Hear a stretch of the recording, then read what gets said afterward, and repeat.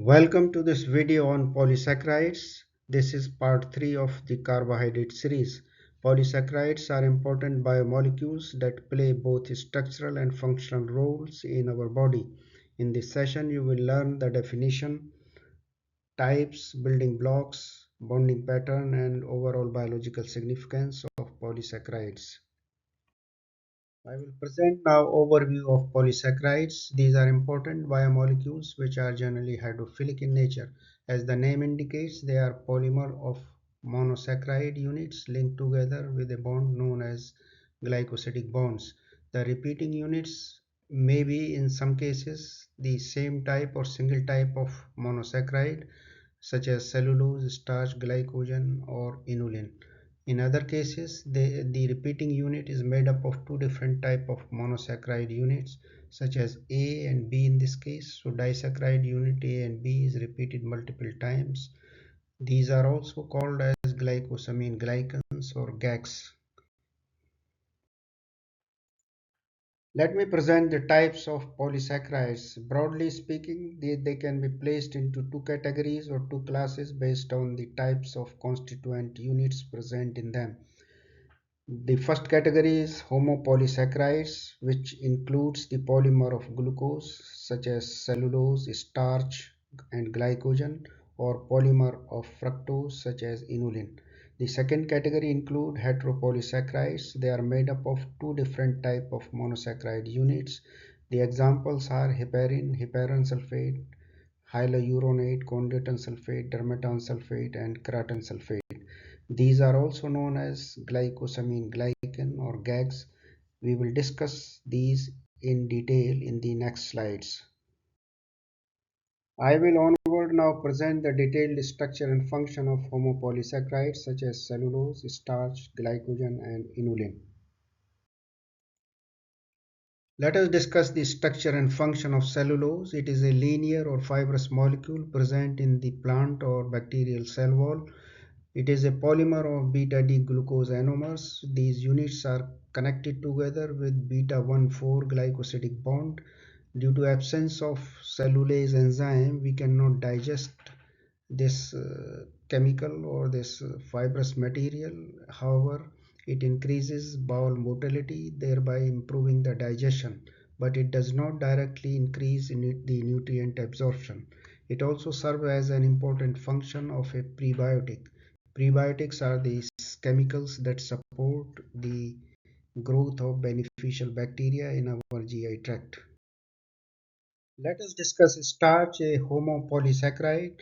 This is an important storage form of alpha-D glucose in plants, not in humans or animals. However, it is used as an important source of energy by animals. Starch is made up of two type of polysaccharide, homopolysaccharides, 20% of which is made up of amylose and remaining 80% is made up of amylopectin. We will discuss these two types of starch in detail in the coming up slides. Let me present the structure and function of amylose. Approximately 20% of starch is made up of amylose. It is a linear polymer of alpha-D glucose units which are connected together with alpha-1,4 glycosidic bond. It is soluble in boiling or hot water. It is fully digested by animals and humans, thereby releasing glucose, which is used as a primary energy metabolite. Starch, therefore, is the primary carbohydrate macronutrient in our diet. Let me discuss amylopectin. It is about 80% of starch. It is, as the name indicates, it is compact, it is branch, it is bulky molecule stored in the plant only.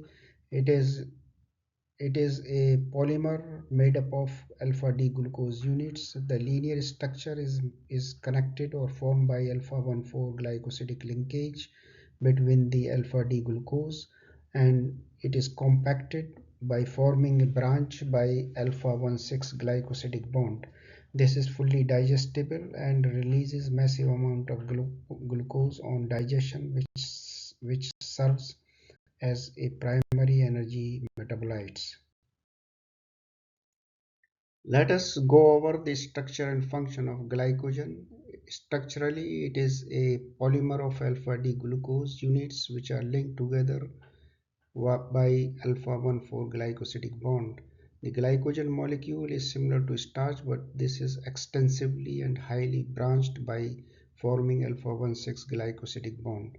Branching permits a compact storage of this molecule in human and animal tissues and organs, and also for efficient release of glucose during fasting state. It is mainly stored in liver and skeletal muscle. It supplies glucose during sleep and exercise, or you can say fasting state. Let me present the structure and function of inulin. Inulin is a stored homopolysaccharides which is stored in the roots and rhizome of many plants. Structurally, it is a polymer of fructose units which are connected together by beta-2,1 glycosidic linkage. It has a terminal glucose unit. It may contain 20 to up to several thousands of fructose units. Therefore, the size of inulin varies. Human cannot digest it. It can, however, serve as a dietary fiber, thereby improving human gut motility and digestion. In addition, it also serves as a prebiotic, which improves or which support the growth of beneficial bacteria and improve our health. Inulin, in addition, can also serve as a gold standard to assess renal function by measuring glomerular filtration rate, or GFR. Let us discuss the structure and function of heteropolysaccharides or glycosamine glycans or GAGs. Let us discuss heparin, the heteropolysaccharide. It is a natural anticoagulant produced by basophils and mast cells. It is a linear heteropolysaccharide made up of a disaccharide repeating unit. The disaccharide repeating unit is made up of sulfated L-isouronic acid and sulfated D-glucosamine. These units are connected together with alpha 1,4 glycosidic linkage. Because of presence of sulfate group, this heparin is negatively charged and water soluble. Let us examine the structure and function of hyaluronate. This is an important heteropolysaccharide which is present in synovial fluid in the joints. Structurally, it is a polymer of disaccharide units consisting of a D-glucouronic acid and an acetyl glucosamine, which are connected together with beta-1,3 glycosidic linkage. The disaccharide is polymerized to form hyaluronate by making beta-1,4 glycosidic linkage. It carries a negative charge and therefore it acts as a mini shock absorber and as a lubricant, thereby reducing the friction in the joints. Let us review the structure and function of conlutin sulfate. It is very important heteropolysaccharides which is present in tendons and particularly in articular cartilage in our joints.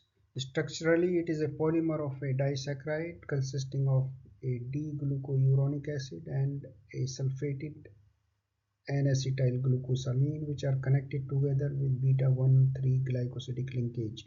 The repeat unit or disaccharide repeat unit is polymerized by forming a beta-1,4 glycosidic linkage. It carries negative charge, therefore it provides a smooth and frictionless surface for the load-bearing joints in our body.